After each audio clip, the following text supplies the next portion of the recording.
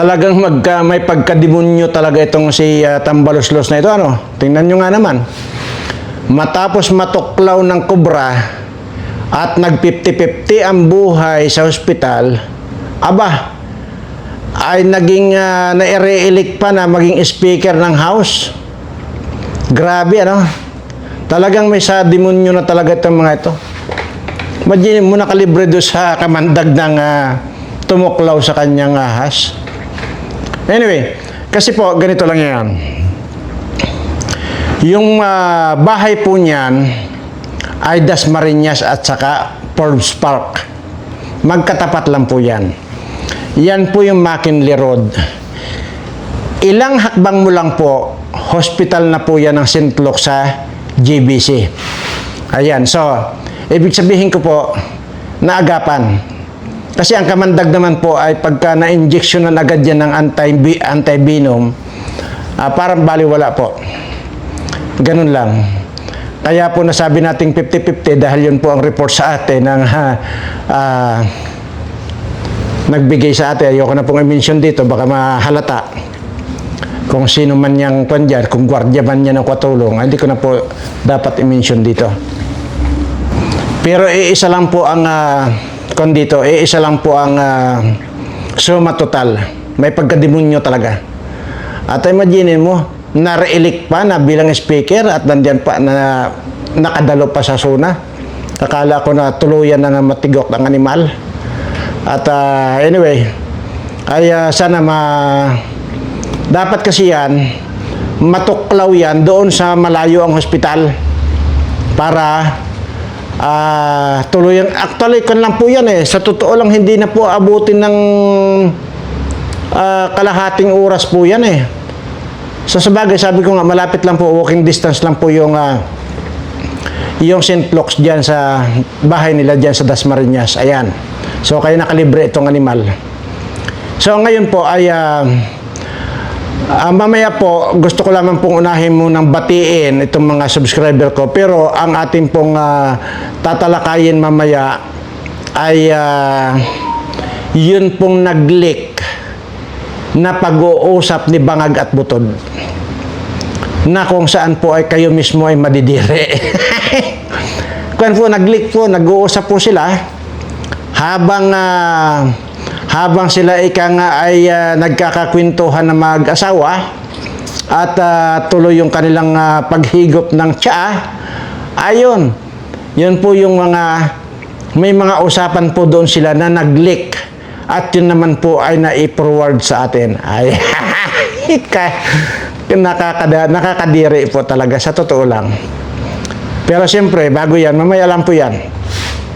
Ay nais ko po muna siyempre nga ipaabot ang aking mapagpalang pagbati sa lahat po ng aking mga subscribers, mga followers at mga viewers. Ayan, at sana po ay nasa mabuti kayong kalagayan lagi, saan man po kayo sulok ng daigdig naroon.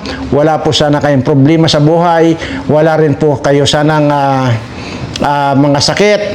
Bagkos ang darating sa inyo, siyempre, yung lagi kong sinasabi rito, swerteng walang katapusan. Ayan po, at tuloy-tuloy na po tayo.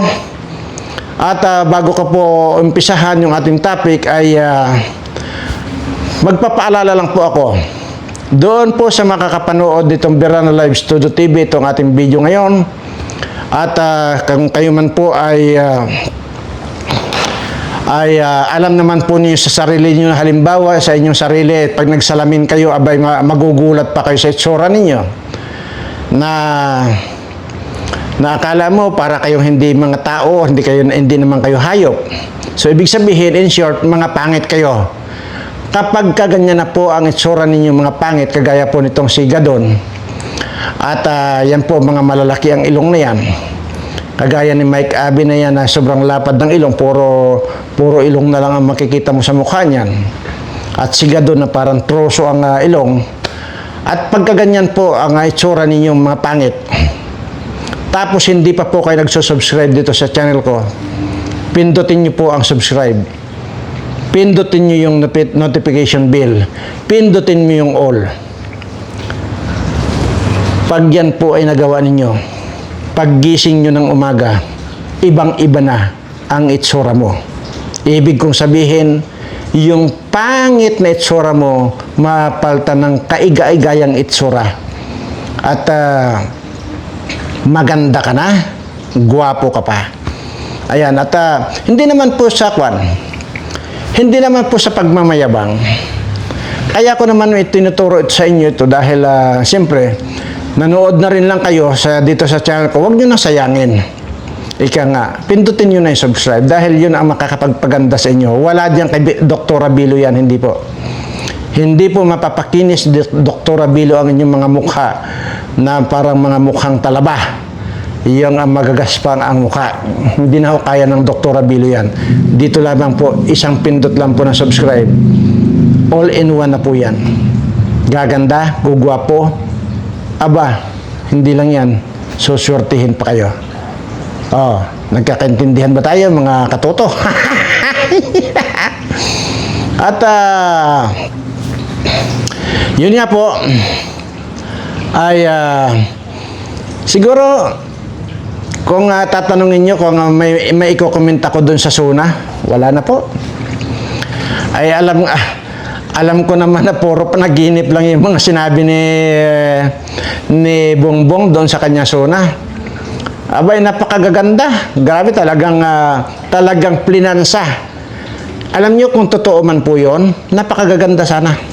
Ang problema po ay wala si reality kundi talagang purely dreaming or purely tawag doon, talagang yun nga, panaginip talaga. At yun nga po ang sinasabi niya na hulihin daw lahat yung mga gumagawa ng kalokohan, gumagawa ng kasamaan. Aba ay yun po ay doon pa lang po ay malabong mangyari na yun. Dahil unang-una po dyan ay sino po ba ang Queen of Smuggling? Alam nyo na po yan. Kaya ba niyang ipakulong yung Queen of Smuggling? Hindi po niya kaya.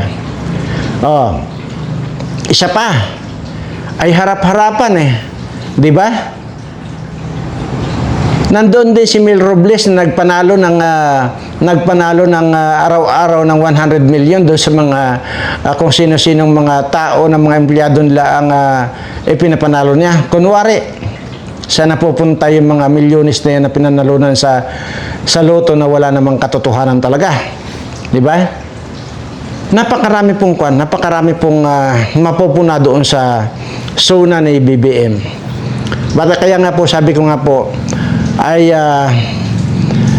wala po, hindi na po ako magko-comment. Wala po. Malayo po talaga sa katotohanan. Ngayon, kung hanggat ito yung mga cabinet secretary niya, puro mga bangag din, wala po. Wala rin po mangyayari. Anyway, kalimutan na po natin yan. Ito na po yung nakakadiri na nag-leak na usapan nila na nahagip ng audio na yun naman ay in-inform naman ako at ako naman po ang magbubulala sa inyo kung ano po yung nakakadiri na nag-leak na usapan nila. Ayan. Tinan niyo. Na talagang tutok na tutok ito sa panonood itong troll. Itong gagong ito walang ibang sinabi kundi fake news daw ako. Ay paano sabi ko raw ay 50-50 si Romualdez, bakit daw nandoon sa Suna? Ay kundi ba namang ewan ko, ang hirap pagpaliwanag. Kung kinagat po yan ng ahas dito, kinagat ng kubra, sinabi ko naman po yan na bahay nila, tatlong hakbang lang yata, hospital na yan. At yan naman po yan, hanggat hindi ka nalalagutan ng hininga, umabot ka sa doktor, doktor at na-injectionan ko ng antivenom, bali wala yun. Pero ang sinasabi po sa akin ay nangitim na raw. Pero talaga namang pag nakagat ka talaga ng cobra ay mangingitim ka. Anyway, sige, tapos na yun. Nasaan na ba ako? Ito, yung nag-leak na pinag-uusapan nila bangag at butod. Kasi ang tawag nitong si Bangag kay Butod, Tod, ano. Tandaan ninyo, ha? Ang tawag ni Bangag kay Butod ay Tod. Ang tawag naman ni Butod kay Bangag, Ngag. Ayan. Tandaan nyo, ganito. Nag-leak po itong pag-uusap nila.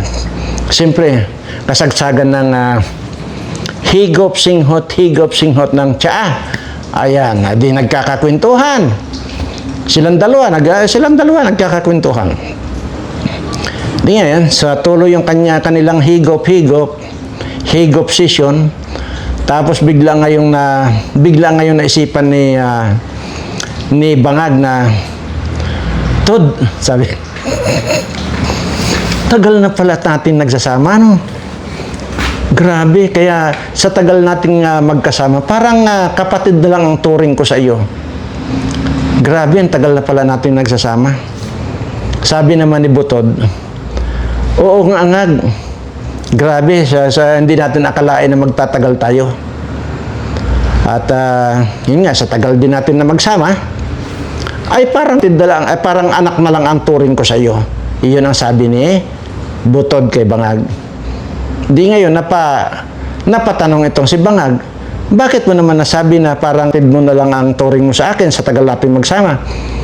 Sabi naman ni Butod, ay papaanoan niya? Ay hanggang ngayon hindi ka paawat sa pagdidi hanggang dumididi ka pa rin hanggang ngayon, sabing ganyan. Grabe. Yun po yung nag-leak na usapan nila. Nakakadiyak. Kakadiri naman yan.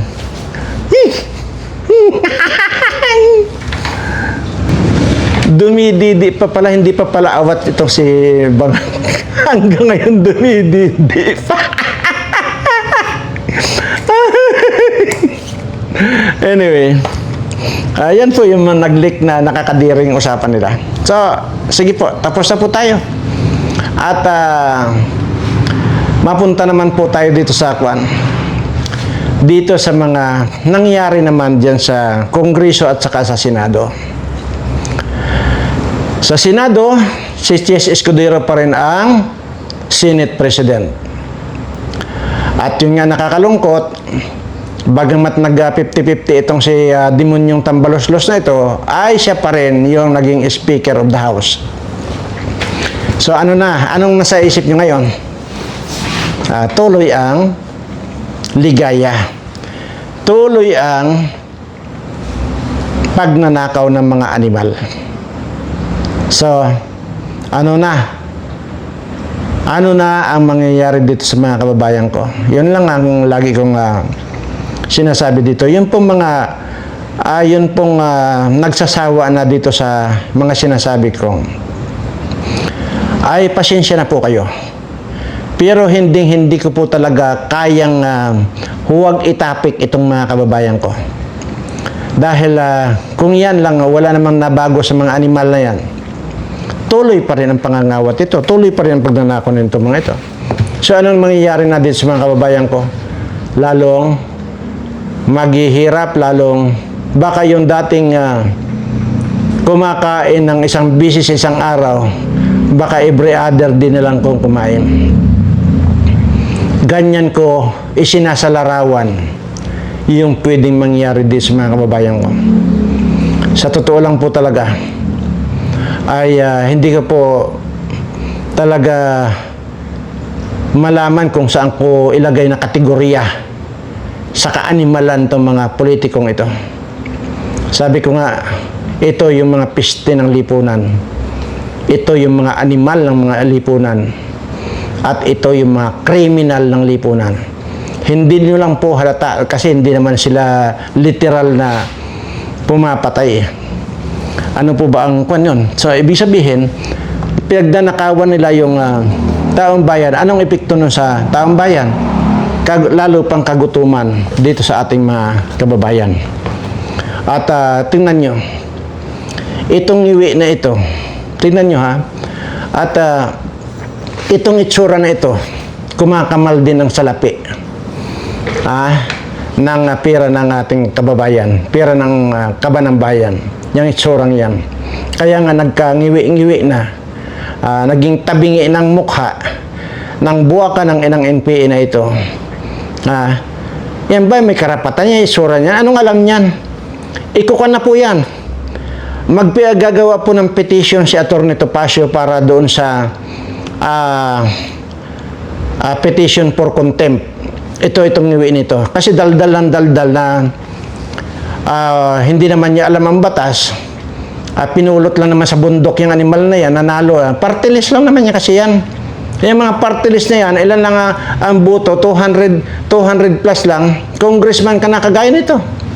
200 lang. Ay kung tutuusin ka, kayang-kaya ko maghakot ng 200 na botante, congressman na ako. Imagine mo itong suran to. Bullshit na ito, parang inanay ang tuktok nito.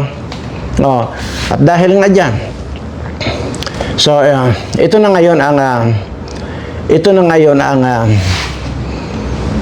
ito yung talagang lason, piste sa lipunan. Dapat ito talaga hinuhuli na ito at para makatay na. Ito, tingnan nyo naman ang itsura ni Tambaloslos. Tingnan nyo naman. Imagine nyo, sa kademonyuhan, nag-50-50 na, hindi pa natuluyan ang animal. Tingnan nyo. Tingnan nyo mabuti. Imagine nyo kung sumakmal ng pera ng bayan yan. Talagang walang kabusugan ng animal. Ganyan po yan. Yan ang mga pahirap sa taong bayan, itong mga animal na mga buhayang to. At ayan, ang hilig-hilig nito, ito. Ang hilig nitong umipal sa media, yan ang hilig-hilig humarap sa media. Tingnan, hindi na nahiya itong hiwi na ito. Hindi na nahiya. Ang sipag yan bida-bida rin sa media yan. Tingnan nyo, ini-interview niya sa media. Tapos yung ganyong itsura niya, hindi na nahiya. Nako, ano yan? Siguro ito, sabi ko nga yan dati, nung ipinanganak po yan, itong gagong to. Nung ipinanganak po yan, hirap na hirap pong lumabas yan. Ang ginawa ng kumadrona, ipinasok yung daliri niya, tapos ikinawit niya sa bunganga niya, hinila ng kumadrona. Hinila ng kumadrona, ayun, nasobrahan ng iwi ang putang ina. Tingnan mo ang hilig-hilig dyan sa umipal sa media. Ay putang ina, kung ako magtatago ako. Saka kung ako ayaw kong humarap sa media kung ganyan isura ko. Ay nako, Diyos mio. At saan pa ba yung kwan? Ay nako. Nakakahiya itong kwan na ito. Grabe. At sabi ko nga siguro kung ganyan ang isura ko, hindi ako magpapakita sa media. Mahihiya ako. Pero wala kang magagawa dahil nga yan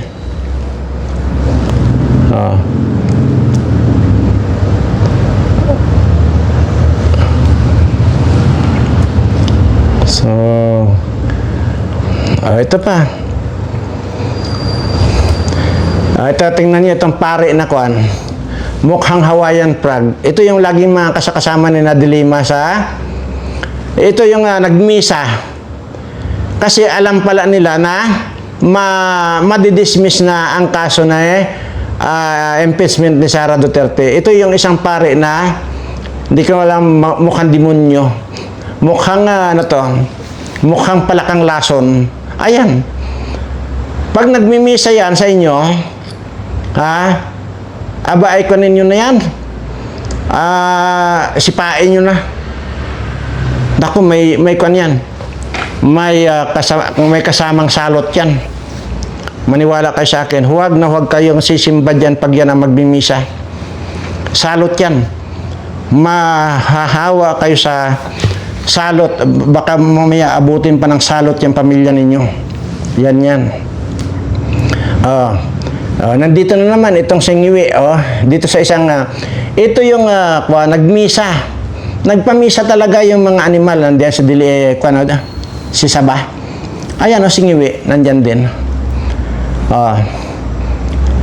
Nagpamisa pa talaga ang mga gago para lang ma-impeach si Sara. Ay alam nila na hindi ma-impeach si Sara kaya nagpamisa sila.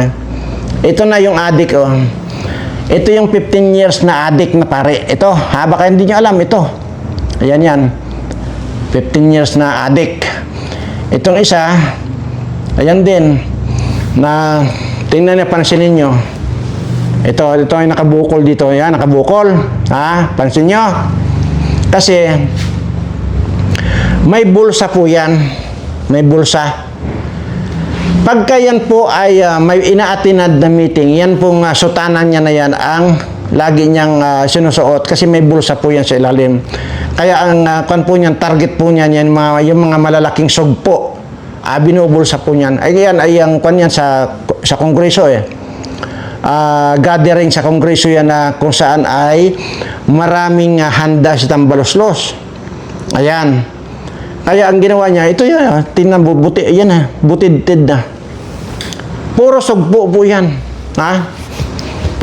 Basta lahat lahat ng inaatinan dyan na may handaan, laging sugpo po ang yan, tirada niya na kung halimbawa mayroong pa.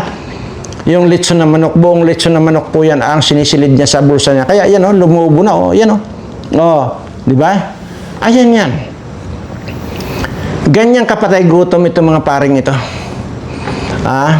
Tingnan mo itong may pa-cross-cross pa. Tapos magmimisa sa inyo. Ano ang magiging feeling ninyo pag nagmisa yan na alam nyong 15 years na naging addict yan at hindi mo alam hanggang ngayon kung addict yan. 15 years ka nag-addict. Basta-basta na lang gano'n na matatanggal mo ang pagiging addict mo. No way. Ay nasa dugo mo na yan. Ayan, anong magiging feeling ninyo? Pag yan yung kaya tapos mag-aabuloy pa kayo, ay pang bili lang yan sa shabu. Ganyan yan. Ngayon alam nyo na. Ako hindi tagkukan dito, iyan yon. Ito yan yung 15 years na nag-addict. Yan yung nagmisa sa loob ng kongreso. Diyan sa impeachment ni Sara Duterte. Yan ang nagmisa. Imaginin mo, kapanipaniwala ba yung hayop na pare na yan, na addict, 15 years nag-addict ang animal, walang ginawa kundi sumunod kay Dilima. Tumira din yata kay Dilima ito. Ayan, for the last time. Titigan nyo na po yan. Tingnan nyo parang tanga. Hindi nga lang tanga, talagang tanga.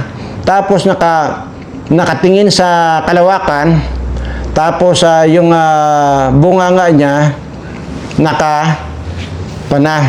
nandoon na sa tagiliran ng mukha niya. So, ibig sabihin, abay kakaiba itong taong ito, alien ito. Sige, tama na. Ano pa? Sabi ko nga po sa inyo, hindi na ako magkukomento doon sa zona ni Bangag. Wala naman. Ano ba ikukomento ko doon? Puro house show. Puro drawing. Puro panaginip.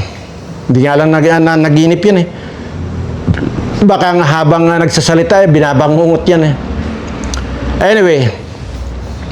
So, yun po. Baka po yung mga hindi pa po, hindi naka-catch up doon sa baka bago ko lang kayong pumasok. Yun pong nag-leak na usapan ni Bangag at Butod na nakakadiri, ganito lang po yan. Habang humihigop sila ng tiya. Sabi ni Bangag, Butod, ang tagal na pala nating nagsasama, Kaya sa tagal nating pagsasama, parang turing ko sa iyo, kapatid na lang Sumagot naman si Butod, oo nga, sabing ganyan. Tagal na talaga tayo nagsasama, kaya ang turing ko na rin sa iyo, parang anak na lang, sabi niya ganyan. Tapos sabi naman ni Bangag, bakit naman Tod, turing mo sa akin at parang anak mo na lang? Ay kasi, hanggang ngayon, hindi ka pa rin umaawat sa pagdidi. Ayan po ang ating binalita sa inyo kasi yan po ay nag-leak at nakarating sa atin. So maraming salamat po at inuulit ko doon sa mga pangit. Kung kayo ay pangit hanggang ngayon, subscribe lang po kayo dito sa Birana Live Studio TV.